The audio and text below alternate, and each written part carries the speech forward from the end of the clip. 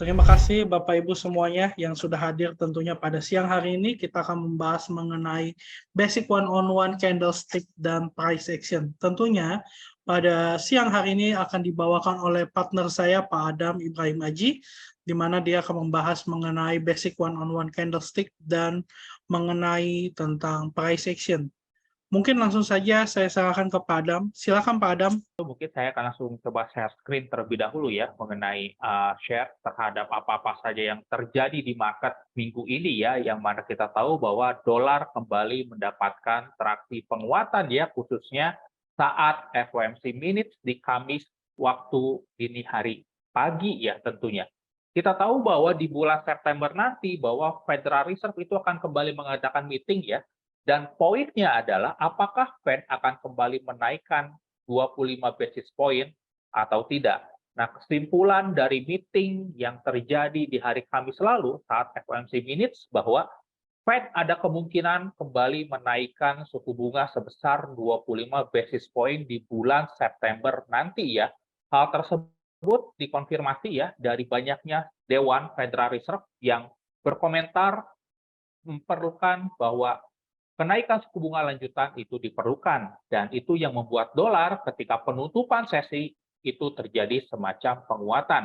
Akan tetapi waspadai ya, penguatan dolar yang terjadi sepanjang minggu ini teranulir. Kenapa? Karena di hari Jumat pada hari ini itu minim sekali data yang berkaitan dengan US ya, which is ada potensi nanti malam, saya tidak bisa pastikan ya, tapi ada potensi profit taking karena menjelang akhir minggu partisipan pasar, khususnya institusi, itu biasanya membukukan profitnya dan itu diartikan sebagai profit taking.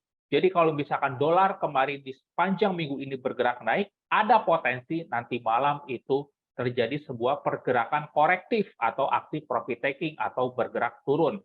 Nah, sejalan dengan itu, kita pun perlu melihat secara teknikalnya, nanti kita akan share juga ke chart-nya ya, untuk lihat secara seksama seperti apa price action-nya dan juga candlestick-nya.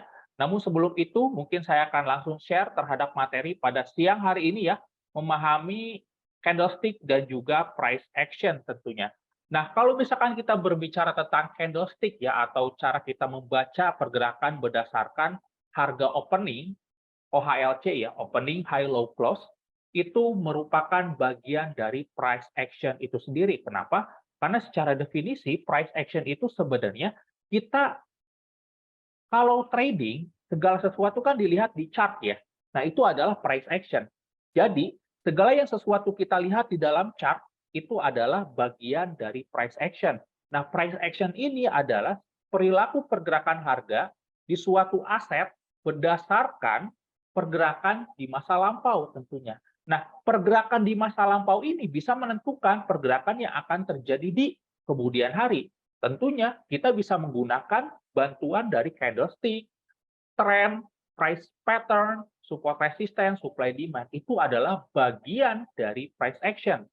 Candlestick adalah bagian dari price action. Nah, kalau misalkan kita ingin melakukan trading menggunakan price action, sebenarnya itu ada suatu hal yang sangat-sangat disarankan. Kenapa? Karena dengan price action, kita bisa tahu sentimen apa yang terjadi di dalam pasar melalui candlestick. Siapa yang mendominasi? Apakah buyer, apakah seller, apakah netral? Nah, agar kita tidak terjerumus sebenarnya ke dalam praktek trading dengan price action, dengan baik. Nah, alangkah baiknya kita menggunakan alat bantu nih. Nah, salah satunya adalah menggunakan candlestick. Nah, sebelum ke candlestick, kita harus lihat dulu identifikasi tren. Trennya ini sedang apa? Trending kah atau sedang sideways? Umumnya, probabilitas trading jauh lebih besar probabilitasnya menggunakan candlestick itu saat keadaan sedang trending. Kenapa? Karena ketika trending itu umumnya terjadi semacam yang namanya pergerakan kontinu ataupun pergerakan yang relatif terus trending ya. Dalam kasus ini kalau kita menggunakan trading seperti candlestick pattern, katakanlah pin bar, ketika terjadi pin bar di area ini akan cenderung bergerak naik rekan-rekan. Nah, jadi alangkah baiknya kita identifikasi tren terlebih dahulu ya untuk kita trading menggunakan candlestick. Kemudian setelah kita tahu trennya seperti apa, nah identifikasi support dan resisten atau supply demand. Kenapa? Karena di area tersebutlah banyak terjadi sebuah area yang menarik untuk kita perhatikan dari sisi candlestick-nya. Apakah ada potensi continue ataukah ada potensi reversal? Itu menarik ya. Jadi sebelum ke candlestick-nya, kita lihat dulu secara trennya seperti apa, kemudian identifikasi area of value. Dalam kasus ini adalah supply dan juga demand ataupun support resisten. Kenapa? Karena area tersebut merupakan titik vital untuk keberlangsungan suatu tren. Apakah bisa berulang atau dalam kasus ini berlanjut atau malah reversal. Nah, barulah dari situ kita lihat price action-nya seperti apa atau candlestick-nya seperti apa. Nah, umumnya candlestick itu akan terbentuk di area support resisten. Nah, ketika kita trading menggunakan candlestick, digabungkan dengan area support resisten atau supply demand, itu akan jauh lebih powerful. Kenapa? Karena itu merupakan sebuah area konfirmator untuk kita bisa entry dengan probabilitas yang cukup besar. Sebagai contoh, di area ini kita katakanlah ingin menggunakan trading menggunakan candlestick pin bar. Nah, ketika kita mendapatkan bahwa area ini merupakan area supply ditambah lagi area resisten di sini, kemudian dikonfirmasi oleh chart pattern double top, kemudian ada candle pin bar, ini akan besar probabilitasnya untuk bergerak turun. Kenapa? Oh, karena ini merupakan adalah area of value dari sisi supply-nya itu sendiri yang tidak mampu harga ini bergerak lebih tinggi lagi. Seperti itu rekan-rekan. Jadi kembali lagi, kalau kita ingin menggunakan candlestick, saya sudah yakinlah rekan-rekan sudah paham apa itu candlestick ya, dan juga sudah paham banget mengenai candlestick itu seperti apa penggunaannya, tapi di sini saya akan menjelaskan jauh lebih detail bagaimana trading menggunakan candlestick yang powerful ya. Selain tadi identifikasi tren, identifikasi juga area of value-nya dalam kasus ini supply, demand ataupun support, resisten. Clear ya di sini. Kalau misalkan kita sudah identifikasi, sangat mudah untuk kita menggunakan candlestick untuk trading karena itu adalah sebuah konfirmator yang cukup besar probabilitasnya untuk kita gunakan seperti itu. Nah, di sini ada beberapa yang saya sudah riset ya mengenai candlestick yang powerful. Tentu powerful candlestick ini akan sangat sekali tergantung time frame ya rekan-rekan. Sangat sekali tergantung time frame. Kenapa?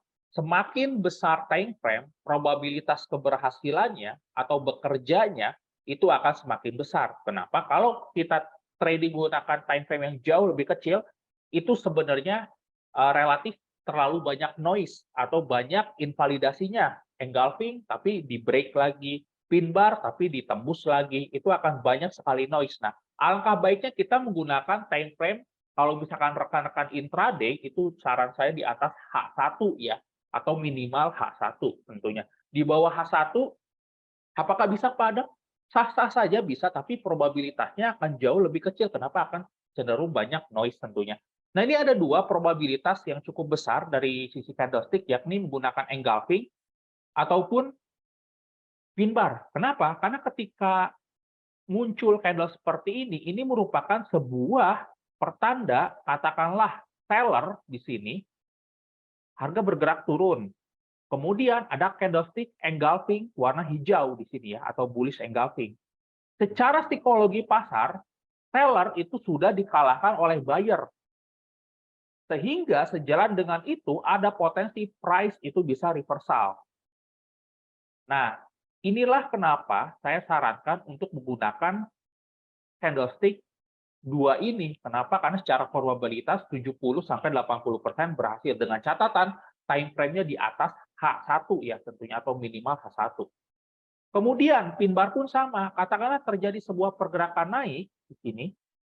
Kemudian harga bergerak naik, kemudian terdapat seller masuk sehingga hanya membentuk semacam shadow saja dan ini merupakan sebuah tekanan dari yang tadinya seorang buyer mendominasi itu dikalahkan oleh seller, makanya terbentuk semacam shadow di sini. Nah, kalau misalkan terjadi sebuah pergerakan naik kemudian ada muncul candle pin bar, itu biasanya akan cenderung bergerak turun. Seperti itu. Jadi gunakan dua candlestick ini kalau rekan-rekan ingin mempraktekkan trading dengan cukup aktual atau akurat ya. Kenapa? Karena secara probabilitas ini 70 sampai 80%. Katakanlah, oke, saya pengen praktekkan, ya sudah, selama 1 minggu atau bahkan 1 bulan rekan-rekan trading menggunakan engulfing saja. Itulah kenapa kalau misalkan rekan-rekan memiliki trading plan, plannya menggunakan candlestick engulfing, ya sudah, katakanlah rekan-rekan uji coba 1 bulan itu full menggunakan engulfing. Hitung probabilitasnya berapa, misalkan dalam 1 minggu, rekan-rekan trading 10 kali, berapa probabilitasnya. Sehingga ketika 1 bulan diakumulasi, katakanlah total 40 kali trade, berapa kali win-nya, berapa kali kena loss-nya. Tinggal hitung probabilitasnya berapa. Harus ada engulfing, time frame-nya di berapa, risk reward-nya berapa, itu rekan-rekan harus tentukan untuk trading plan-nya ya. Untuk materi trading plan saya sudah share ya di YouTube. Jadi rekan-rekan yang belum subscribe dan juga bunyikan lonceng notifikasi di YouTube, bunyikan karena di sana kalau misalkan rekan-rekan lihat, saya pernah share mengenai cara membuat trading plan yang baik dan juga benar ya. Dari mulai risk reward, resiko dan lain sebagainya. Seperti itu.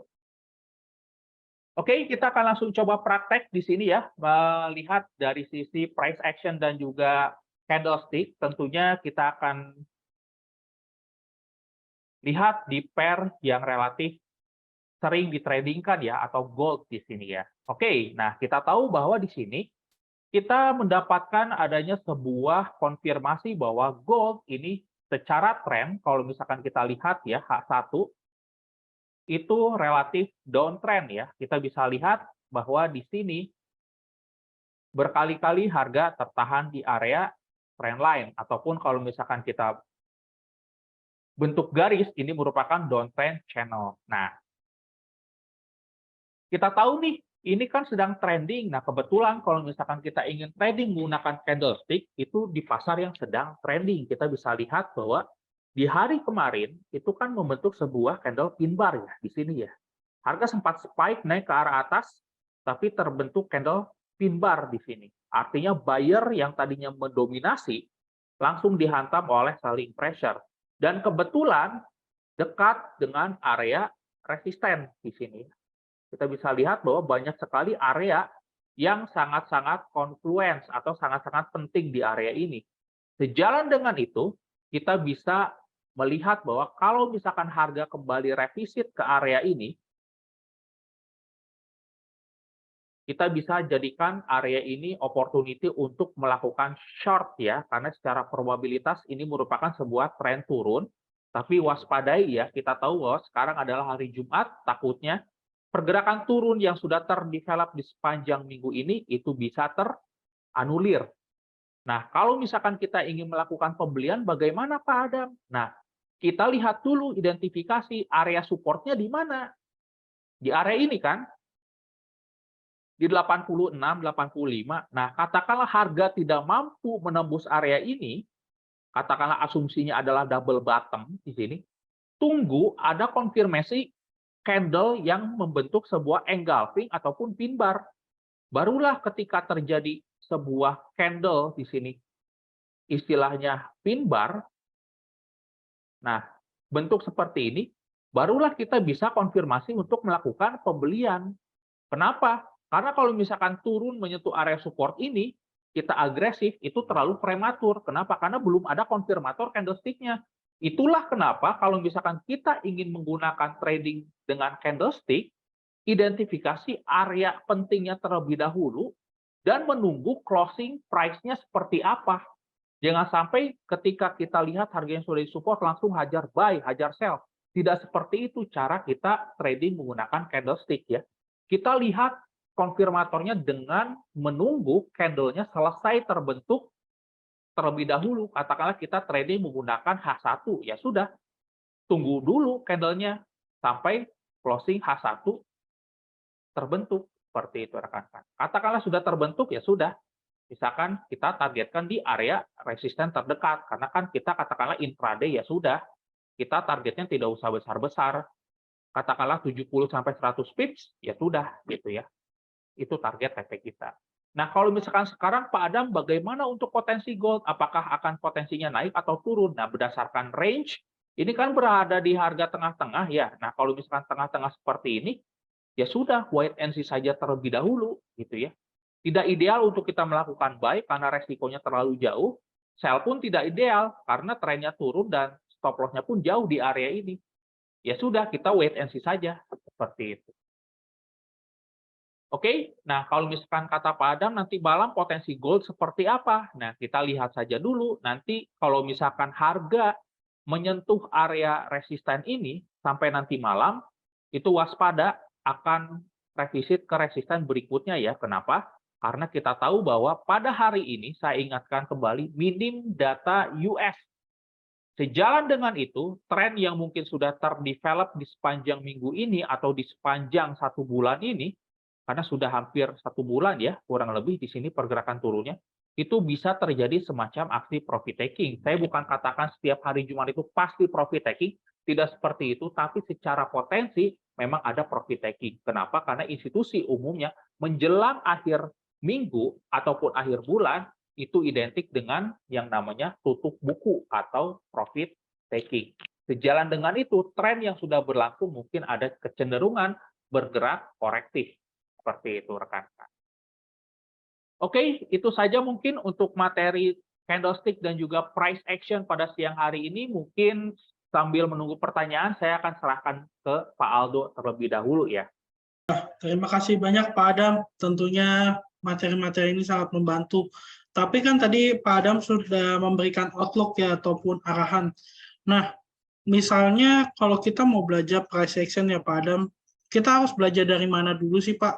Sebenarnya yang harus kita kuasain, apakah support resisten adalah bagian yang pertama atau trendline atau seperti apa Pak? Seperti itu dulu, karena kan banyak ya, kalau misal tadi kita lihat ada candlestick, ada trend, ada support resisten, supply demand. Nah, yang menjadi fokus utama terlebih dahulu tuh apa Pak? Oke. Oke, pertanyaan menarik ya. Kalau kita ingin belajar price action, harus mulai dari mana sih? Nah, yang pertama, kalau saya sarankan, itu rekan-rekan belajar mengenai fase di dalam market ya. Nah, fase di dalam market itu kan ada dua ya. Ada fase akumulasi dan juga fase distribusi ya. Nah, fase akumulasi ini itu umumnya cenderung pergerakannya sideways seperti ini. Ini dalam fase akumulasi.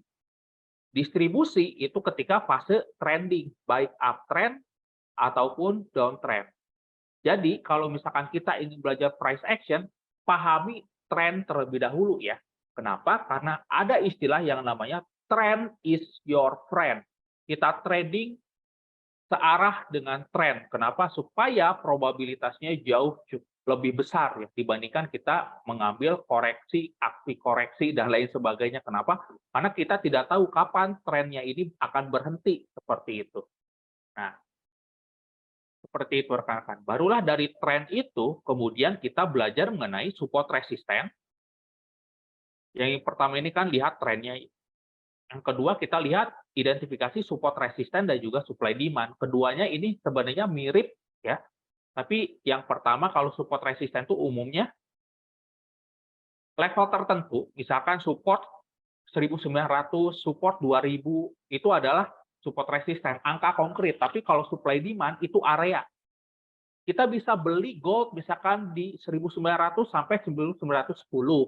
Itu adalah zona atau demand seperti itu. Itu perbedaannya ya, dan itu bisa kita pelajari seperti itu. Jadi tren terlebih dahulu, barulah dari sini supply, demand, support, resisten, kemudian barulah kita belajar candlestick gitu. Mungkin mewakili ya dari rekan-rekan yang ingin belajar price action dari mana, seperti itu.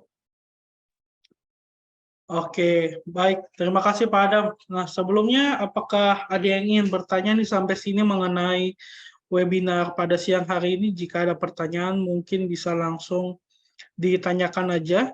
Dan tadi Pak Adam sudah proyeksikan untuk gold ya. Kalau untuk USD Jepang Yen kayak gimana Pak? Menurut Bapak proyeksinya? Oke, kita akan lihat ya dari sisi USD JPY. Sebenarnya dari sisi USD JPY saya melihat bahwa harganya tertahan di area supply dari 145 sampai 146,5 ya di area ini. Dan kalau misalkan kita lihat secara price, trennya ini sudah teranulir dari yang tadinya uptrend sudah menjadi downtrend ya. Kita bisa lihat bahwa di sini cara price itu sudah teranulir ya. Tren naiknya itu sudah ditembus.